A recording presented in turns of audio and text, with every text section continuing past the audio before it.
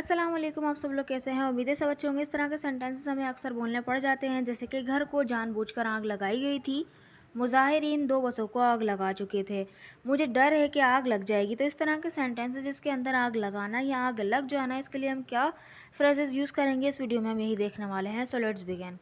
First जो हमारा phrase है वो है set on fire. Set on fire मतलब आग लगाना, क्योंकि यहाँ पे सेट एज मेन वर्ब काम करेगा तो इसकी फॉर्म्स भी हैं और वो सेम ही है, सेट सेट सेट, यानी सेकंड और थर्ड फॉर्म भी इसकी सेट ही रहती है, चेंज नहीं होती। और देखिए इसका फॉर्मूला क्या है, सब्जेक्ट आएगा उसके बाद आएगा हेल्पिंग वर्ब। तो मैंने बोला कि यहाँ पे मेन वर्ब का काम करेगा तो यहाँ पे सेट एज मेन वर्ब काम किया। अगर आईएनजी फॉर्म आनी होगी तो वो सेटिंग हो जाएगा, और ईएस और एस फॉर्म हो गई तो वो हो जाएगा सेट्स। ठीक है, और फिर देखेंगे यहाँ पे नाउन आएगा, यानी जिसमें आग लगाई। ठीक है, फिर उसके बाद ऑन फायर का यूज़ कर लेंगे। किस तरह से सेंटेंसेस की मदद से देखते हैं। फर्स्ट जो सेंटेंस है वो है उसने सूखी घास को आग लगा दी। उसने सूखी घास को आग लगा दी, पास्ट इंडेफिनिट का सेंटेंस है, और उसने किसको लगाई? सूखी घास को। तो सूखी घास यहाँ पे नाउन काम करेगा। बोलेंगे ही सैट, ही आया क्योंकि यहाँ पर देखिए पास्ट इंडेफिनिट में कोई हेल्पिंग वर्ब नहीं होता तो नहीं आया, तो he sat the dry grass, यानी कि सूखी घास को ऑन फायर, आग लगा दी। ठीक, he set the dry grass on fire. ठीक है, नेक्स्ट सेंटेंस इज मुश्तइल अफराद को खड़ी गाड़ियों को आग नहीं लगानी चाहिए थी। मुश्तइल अफराद को खड़ी कारों को आग नहीं लगानी चाहिए थी। चाहिए थी शुड हैव वाला है, यानी शुड का पास्ट है, शुड हैव तो किस तरह बोलेंगे? राइटर्स शुडंट हैव, क्योंकि ये नेगेटिव है तो शुड में नॉट लग गया। Writers shouldn't have set the parked cars on fire. ठीक है, writers shouldn't have set the parked cars on fire. Next sentence is मुझे यकीन है कि घर को जानबूझकर आग लगाई गई थी। तो देखिए यहाँ पर मुझे यकीन है प्रेजेंट इंडेफिनिट में ही बन जाएगा, और घर को जानबूझकर आग लगाई गई थी ये पास्ट इंडेफिनिट का पैसिव है। ठीक है, सो पास्ट इंडेफिनिट के पैसिव में वॉज वर्ब का इस्तेमाल होता है। तो किस तरह देखें, आई बिलीव मुझे यकीन है the house was deliberately set on fire. I believe मुझे यकीन है द हाउस वॉज डेलिबरेटली, यानी कि घर को जानबूझकर सेट ऑन फायर, आग लगाई गई थी। पैसिव में वर्ब की थर्ड फॉर्म यूज होती है, तो सेट की तो थर्ड फॉर्म भी सेट ही रहती है। नेक्स्ट सेंटेंस, मुजाहिरीन एक ट्रक और 2 बसों को आग लगा चुके थे।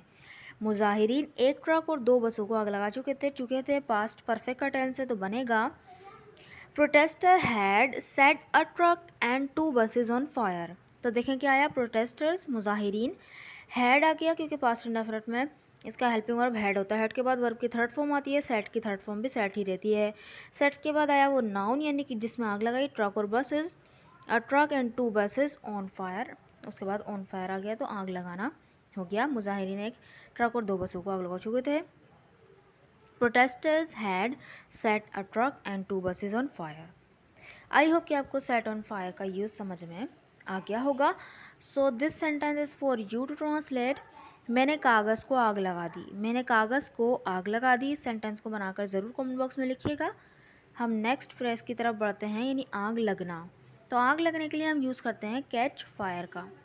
कैच फायर, आग लगना, क्योंकि कैच एक मेन वर्ब काम करेगा तो इसकी फॉर्म्स में है। कैच की सेकंड और थर्ड फॉर्म होती है कॉट, कैच कॉट कॉट। ठीक है, और देखें इसकी जो फॉर्मूला होगा वो होगा सब्जेक्ट आएगा, उसके बाद आएगा हेल्पिंग वर्ब, हेल्पिंग वर्ब के बाद आएगा कैच फायर। यहाँ पर जो सब्जेक्ट है वो किसी कोई लगाएगा नहीं आग, बल्कि जिसमें लगी है वो आग वो सब्जेक्ट बन जाएगा। ठीक है, सो इसी वजह से यहाँ पे सब्जेक्ट आया, फिर उसके बाद आया हेल्पिंग वर्ब, हेल्पिंग वर्ब के बाद कैच फायर का यूज़ कर लेंगे। और यहाँ पे जो कैच है मेन वर्ब काम करेगा, अगर फॉर्म चेंज होनी होंगी तो हो जाएंगी। ING form catching, ES form catches, और थर्ड फॉर्म और सेकंड फॉर्म होगी कॉट।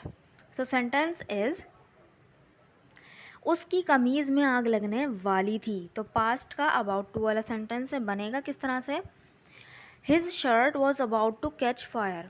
हिज शर्ट, उसकी कमीज़, was about to catch fire, उसमें आग लगने वाली थी, या वो कमीज़ जो है उसकी आग पकड़ने वाली थी। ठीक है, नेक्स्ट सेंटेंस, मुझे डर है कि आग लग जाएगी। मुझे डर है कि आग लग जाएगी, आग लगी नहीं है, बस मुझे डर है अभी कि आग लग जाएगी। तो इस तरह से हम इसको बनाएंगे कि I fear that it would catch fire.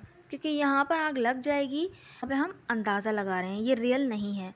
अगर रियल होता तो हम यहाँ पे विल लगा देते, यानी हम 100% श्योर होते हैं। यहाँ पे तो सिर्फ डर है कि आग लग जाएगी, तो यहाँ पर हमने वुड का यूज़ किया, यानी सिर्फ गैस किया हमने, उसके लिए हम वुड लगा रहे हैं।